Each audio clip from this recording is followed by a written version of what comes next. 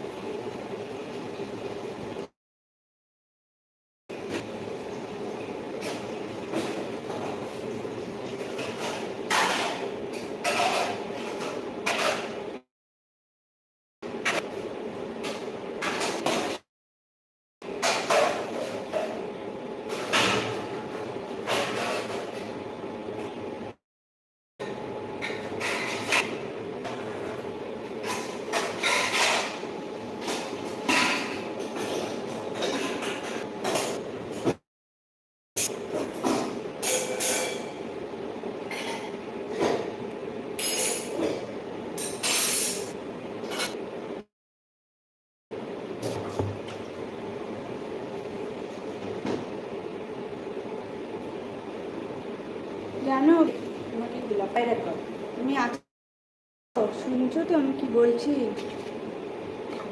এবার সেই পায়রাটাকে আমি এবার সুস্থ মুস্থ করে ঘরে রাখতে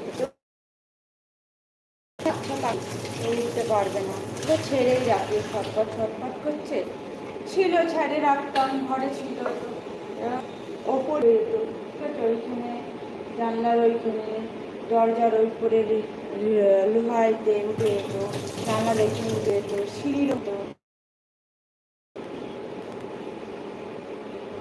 তারপর একদিন আস্তে আস্তে বাইরে যেতে শুরু করলো, বাইরে থেকে আবার ঘরে চলে আসতো, থাকতে থাকতে থাকতে একদিন বাবু বাইরে উড়ে চলে গেল, ঠিক আছে, ওই বাচ্চা পাখি বাইরে উড়ে চলে গেল, আসলো 2 দিন 3 দিন এমনি যেতে যেতে আসলো আসলো, হ্যাঁ। তারপর আবার ঘরে আসতো না, বাইরে মাঝে মধ্যে দেখা যেত, এখন সে বাইরেটুকু আর দেখা যায় না, সে বাবু চলে গেছে আর দেখা যায় না, সঙ্গী মঙ্গি পেয়ে গেছে, আবার দেখতেই পাই, ঠিক আছে। ওকে আমি খাওয়াতাম, করে গম খাওয়াতাম, হ্যাঁ,